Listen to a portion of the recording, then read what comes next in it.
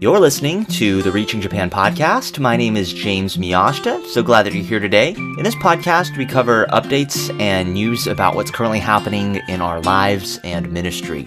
You can find us on the web at reachingjapan.com, facebook.com/reachingjapan, and twitter.com/reachingjapan. Now, if you haven't already, please leave us a review for this podcast so others can find it as well and join us on the journey of reaching Japan with the gospel. Thanks so much for tuning in. Here's what we're going to be talking about. So we are back in Japan now. We had our flight from Atlanta to Tokyo. We left on Tuesday morning, and we got here Wednesday afternoon. And everything was very smooth. It was about 13 hours. I thought it was going to be about 14, but it ended up being 13. Our flight was very smooth. The plane was probably about 10% full.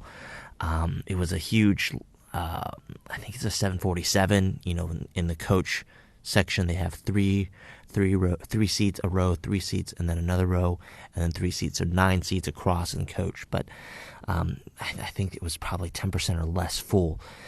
So that was kind of weird, but we enjoyed the extra space and extra legroom. We were in the middle section of, we were actually seated right in front of the boarding plane.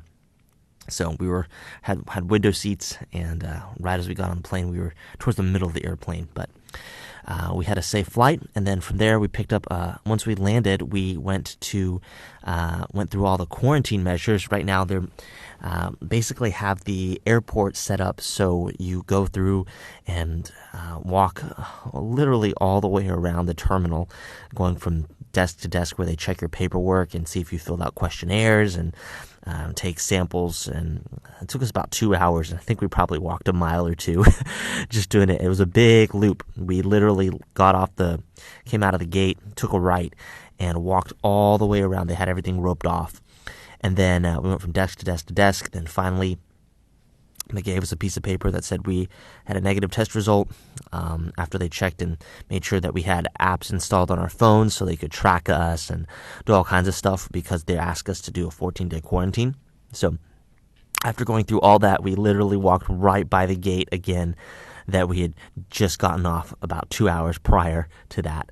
So anyway, we went through there, and then immigration was no problem, and then we picked up our bags. And you know, it was crazy because the carts at the baggage claim where your suitcases are, they had carts there for us to use, which is nothing unusual, but they seemed a little bit smaller than I remembered. So here we have like 8 bags, like 5 duffel bags, 3 suitcases, and just all our backpacks and everything. And we were looking at each other trying to figure out, okay, how are we going to cart this between me and Rosie? And there was actually a lady standing there who was one of the workers there, and also one of the ladies who was at the gate for Delta.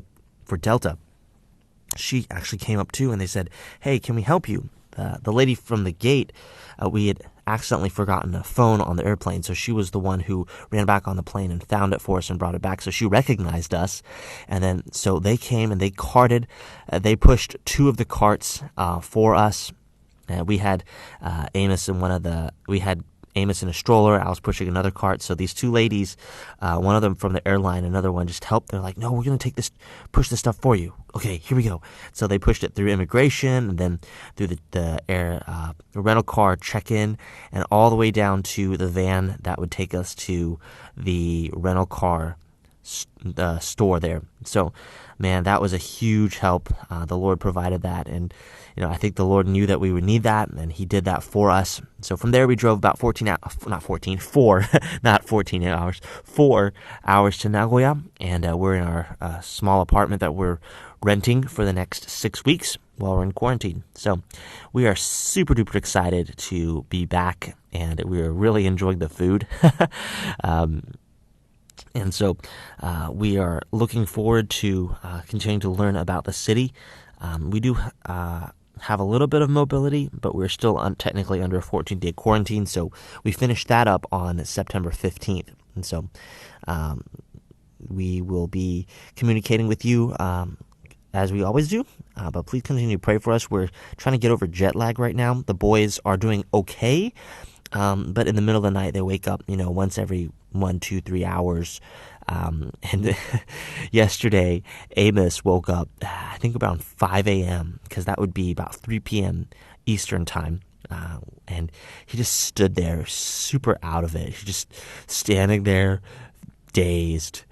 But he wanted to be awake, so we tried to comfort him and soothe him a little bit. And thankfully, the boys haven't really been screaming or crying really loud in the middle of the night. They just kind of zombie walk because they're kind of out of it.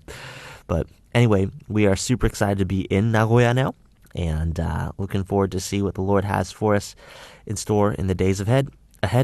Please pray for us as we continue to get over jet lag, and as we work to find a place to start a church. Thanks. So that's a little bit of what's been going on here. Now, if you have any questions or comments about what we talked about today, I'd love to hear from you. I will do my best to answer those questions on this podcast. You can always reach me via email. My email address is james@reachingjapan.com. That's james@reachingjapan.com. We are honored to serve under the direction of Vision Baptist Church and Vision Baptist Missions in Alpharetta, Georgia. If you're looking for a way to take your next step in ministry or missions, please reach out to me. Thanks for tuning in today. We will see you next time.